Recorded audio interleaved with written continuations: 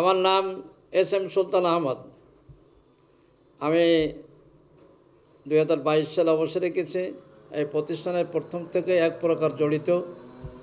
78 সালে এসে এখানে একটা বাগান পেয়েছি। প্রচুর বাগান ছিল, যে বাগানে জিন ভূতই বাস করত।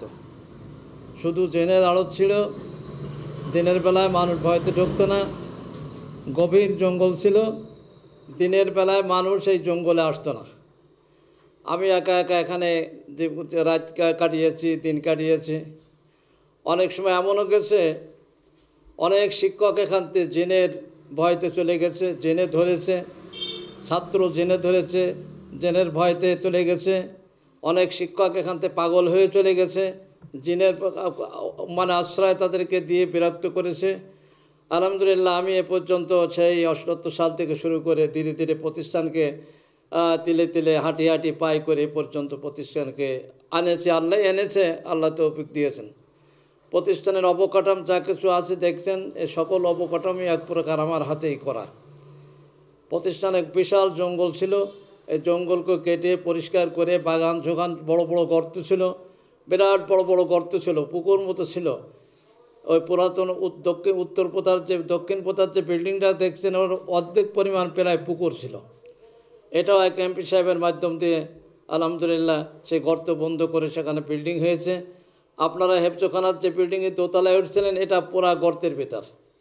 এটাও পুরা গর্ত বন্ধ করে এখানে আমরা কি করেছি, বিল্ডিং করেছি। আল্লাহ তৌফিক দিয়েছে, আমাকে দিয়ে করাইছেন। প্রতিষ্ঠানের এলাকাবাসী অত্যন্ত আগ্রহী ছিলেন। এলাকাবাসীর অবদানেই, দাতা ব্যক্তিদের সহযোগিতায় আলহামদুলিল্লাহ প্রতিষ্ঠানে পর্যায়ে আসছে। প্রতিষ্ঠানে এখন প্রায় 30 বিঘা জমি। আল্লাহর অশেষ মেহরবানি। কিছু জমি প্রতিষ্ঠানের টাকা দিয়ে রাখা, আর বহু জমি প্রতিষ্ঠানের দাতা ব্যক্তিদের কাছ থেকে নেওয়া হয়েছে। বিশেষ করে বড় দাতা হিসেবে ছিলেন প্রতিষ্ঠানের প্রতিষ্ঠাতা মরহুম ডাক্তার আলহাজ ডাক্তার মোহাম্মদ হাবিবুর রহমান সাহেব, যেনাকে হয়তো দেশ বরেণ্য ডাক্তার ছিলেন, নামী মানুষ ছিলেন। উনি প্রতিষ্ঠান শুরু করেছিলেন, কিন্তু উপযুক্ত লোক না পাওয়ায় প্রতিষ্ঠান তখন ভালো করে গড়ে ওঠেনি। অনেকে আসছে, আমার আগে আরও 2 জন ছিলেন, ওনারা চালাতে পারেন না। আমি আছে 15-20 জন ছাত্র পেয়েছি।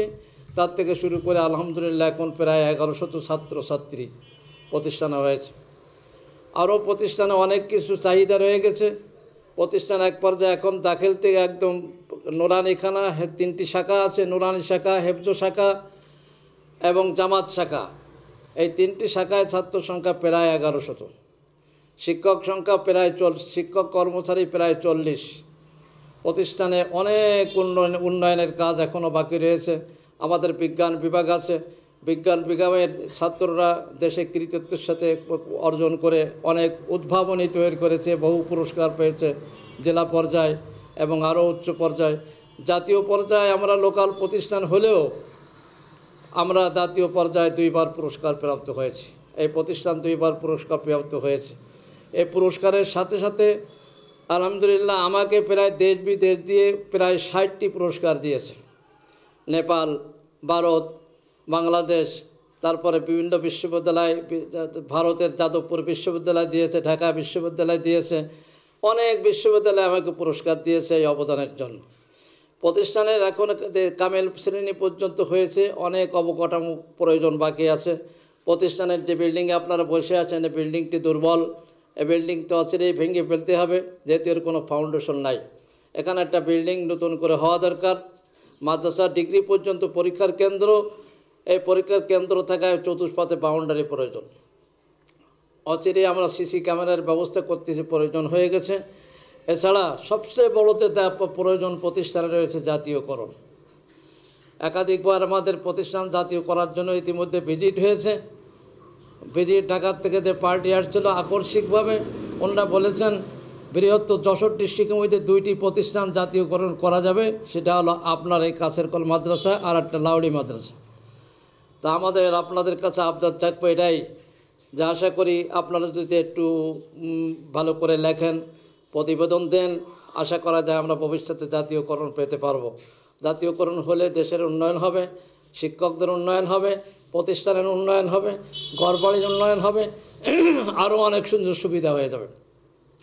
বিগত 5 বছরের ভিতর মন্ত্রণালয় থেকে বলেছে আমাকে বিগত 5 বছরের মধ্যে 5 এই আশপাশ সকল ডিস্ট্রিক্টের থেকে গড় রেজাল্ট আমাদের আপারে সকল রেজাল্ট উঠতে থাকার কারণে আমাদের এই বড় বিল্ডিং 4তলা বিল্ডিং স্যাংশন করেছে। এছাড়া আরও সুযোগ সুবিধা আশ্বাস সরকার দিয়েছেন। তা আলহামদুলিল্লাহ আপনারা আসছেন, আপনাদের কাছে অনুরোধ যাতে করে প্রতিষ্ঠান উত্তরোত্তর আরও সুন্দর ব্যবস্থা হতে পারে, ঘর বাড়ি জাতীয়করণ সহ সব ডিপার্টমেন্টের উন্নতি হতে পারে, এ কামনা রেখেই আমি আমার সংক্ষিপ্ত বক্তব্য এখানে শেষ করতেছি।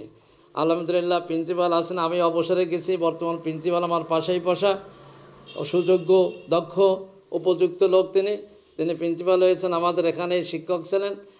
ইনশাআল্লাহ প্রতিষ্ঠান সবার সহযোগিতা থাকলে, সবার যদি আগ্রহ থাকে, একান্ত আশাতে মানে আমাদের প্রতি সহযোগিতা রাখেন, আপনারাও সহযোগিতা দেন, প্রতিষ্ঠান ইনশাআল্লাহ উত্তরোত্তর আরও আবার উচ্চ চলে যাবে।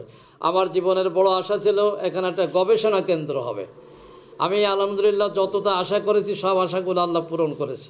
তবে গবেষণা কেন্দ্র মানে একটা বিরাট ইসলামী রিসার্চ কেন্দ্র করার একটা বড় ইচ্ছা ছিল। এখনও জানি না আল্লাহ পাক কতদূর করতে পারেন, এটার ব্যাপারে আপনাদের কাছে আবদার থাকতেছে একটি গবেষণা কেন্দ্র, রিসার্চ কেন্দ্র, যাতে আরবি পরে কোরআন হাদিসের আলোকে মানুষ দেশ জাতি সবাই চলতে পারে সঠিক পন্থার পরে, এর জন্য একটা গবেষণা কেন্দ্র প্রয়োজন। আল্লাহ তাবারক ওয়া তাআলা আমাদের সকলকে তৌফিক ইনায়েত করুক। পরিশেষে আপনাদের অশেষ মেহরবানি, আল্লাহ পাকের অশেষ মেহরবানি, আপনাদের সুস্বাস্থ্য কামনা করে এবং উত্তর উন্নয়নের সহযোগিতা রাখার কথা রেখে আমার বক্তব্য এখানে